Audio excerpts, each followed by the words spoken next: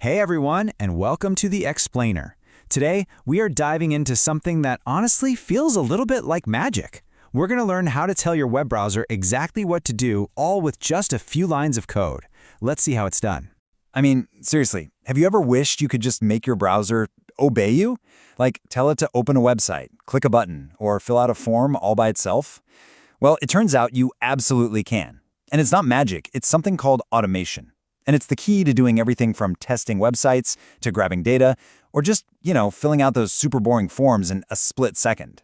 So the big idea here is called browser automation. It's really just the process of using software to control a web browser and make it perform tasks automatically. And the main tool we're going to be using to make all this happen is a really powerful piece of software called Selenium. So what exactly is Selenium? Okay, think of it like this. It's a bridge. On one side of the bridge, you've got your code, which we're writing in Java. And on the other side, you've got your web browser, like Google Chrome. Selenium is that bridge in the middle that lets them talk to each other. It takes the commands from your code, translates them, and makes the browser carry them out. It's pretty amazing. Now, before we can cast our little automation spell, we have to gather a few essential ingredients. Just like any recipe, getting this set up right is the first and, honestly, the most important step to make sure everything works perfectly. The very first things we need are these two import statements. This is basically us telling our program, hey, get ready. We're about to use some of the main Selenium tools. Specifically, we're bringing in WebDriver, which is kind of like the general rulebook for talking to any browser, and then ChromeDriver, which is the specialist that knows exactly how to talk to Google Chrome. And our source material puts it perfectly with a simple analogy. Think of ChromeDriver as an actual driver for a car. It's this separate little program you download that just sits there, listens for commands from your Java code, and then translates them into actions that the Chrome browser can understand. Okay, next up is this line of code. I know it might look a little technical, but its job is super simple. It's just pointing the way.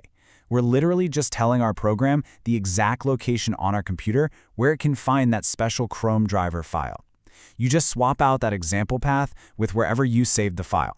That's it. All right, with our ingredients all gathered, it is time for the main event, the incantation.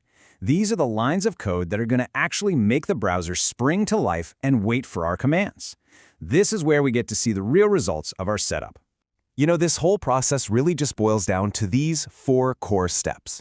We've already done step 1, which was setting up the connection. So now we're going to launch the browser, give it some commands, and then, super important, close the session when we're all done. It's a nice, clean process. Now, this single powerful line does all the heavy lifting. WebDriver driver equals new ChromeDriver. With this one command, we're creating a brand new ChromeDriver instance, and we're calling it driver. This is the line that basically turns the key in the ignition and brings our automated browser into existence. And the second your program executes that line, a brand new, totally clean Google Chrome window just pops open on your screen.